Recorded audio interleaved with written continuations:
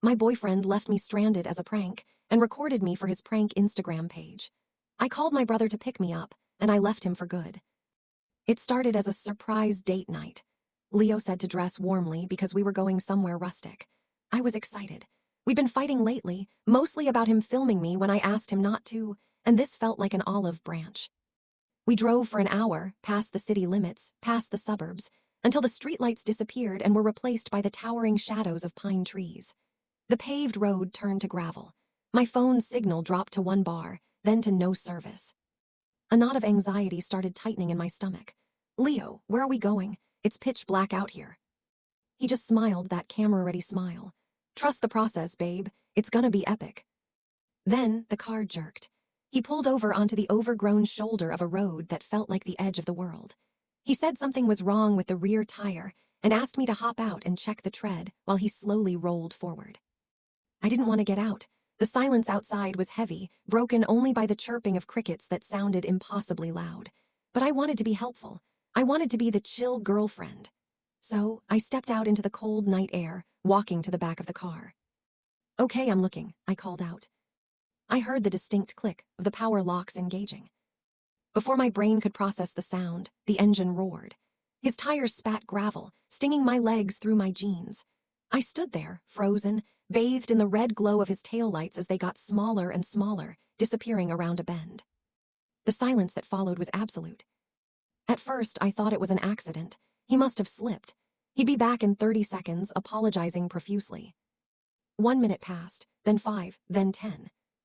The reality of my situation crashed down on me.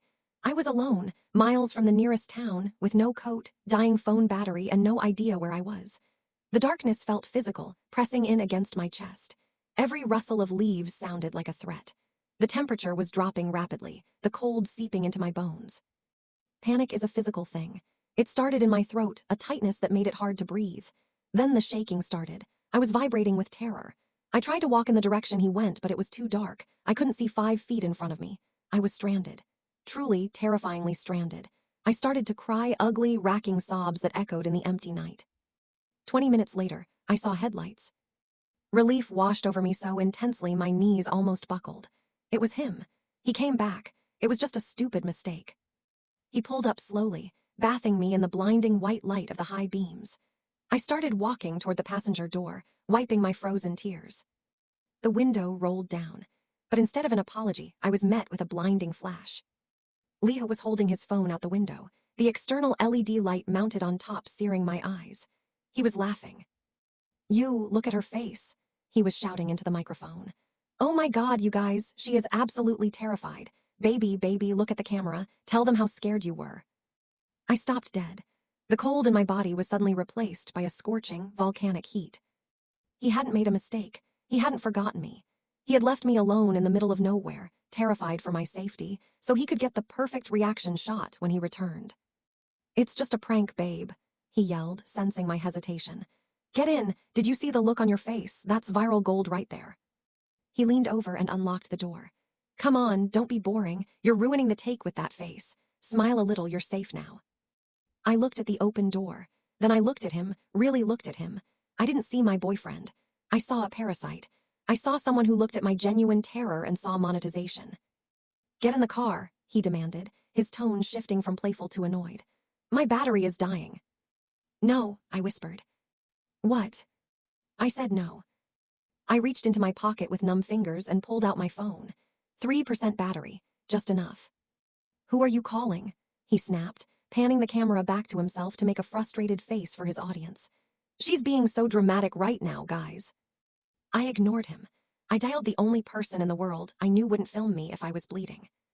"Sam," I choked out when my brother answered. "Sam, I need you to come get me, please."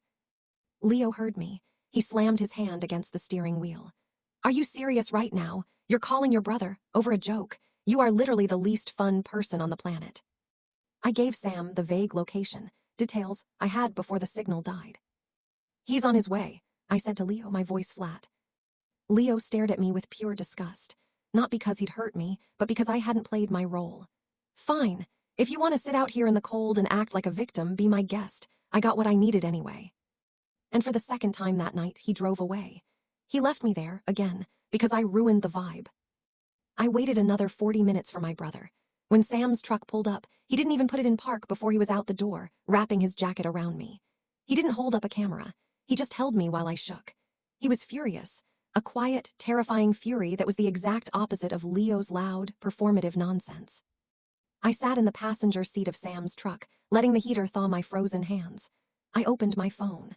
Leo had already posted a teaser on his story, a grainy video of me standing in the headlights, looking like a terrified deer, with the caption, "She thought she was gonna die face with tears of joy full vid tomorrow." I didn't feel sad. I didn't even feel angry anymore. I just felt done. I blocked his number before we even hit the main road. I blocked his Instagram, his TikTok, everything. I didn't want an apology. I didn't want to hear him try to spin this into me being too sensitive or not supporting his hustle. I realized tonight that Leo doesn't have relationships with people. He has collaborations. And I'm terminating my contract. He got his content. He got his prank. I hope the likes keep him warm at night because I never will again. Here is the conclusion to the script. It picks up immediately after the car ride with your brother, focusing on the fallout and how Leo's desperation for content became his undoing. Continuation. The next morning, I woke up on my brother's couch to a phone that was vibrating so hard it was about to fall off the coffee table. Leo had posted the full video. I watched it, my stomach turning. He had edited it beautifully. He added funny sound effects when I was crying. He put a black and white filter over my terrified face with the caption, "Drama Queen Alert." In his version of the story, he was only gone for 2 minutes. In his version. I was a spoil sport who couldn't take a joke.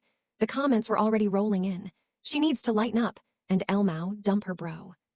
He texted me, "Video is popping off, 100K views in an hour. Come over, we need to film the reaction makeup video. I ordered pizza." He didn't get it. He truly didn't get it. He thought the abuse was just part of the storyboard. I didn't reply. Instead, Sam drove me to the apartment to get my things.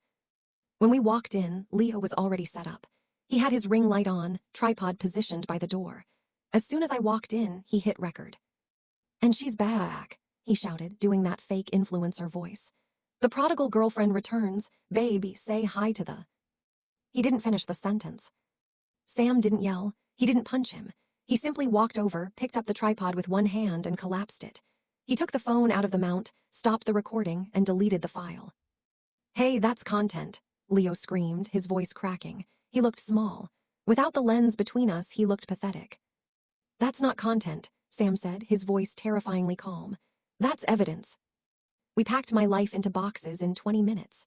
Leo stood in the corner the whole time, frantically tweeting about how his girlfriend's brother was assaulting him, trying to spin the narrative in real time. But here is where Leo made his mistake. He forgot that the internet loves a villain, but it hates a liar. While Sam loaded the truck, I posted for the first time in years. I didn't use a filter. I didn't use a ring light. I just posted a screenshot of my call log showing the 40-minute gap between him leaving and my brother arriving. I posted the weather report for that night, 28 degrees, and I wrote one sentence. It wasn't a prank. He left me in the woods with no service for an hour because I wouldn't smile for a thumbnail. I'm done.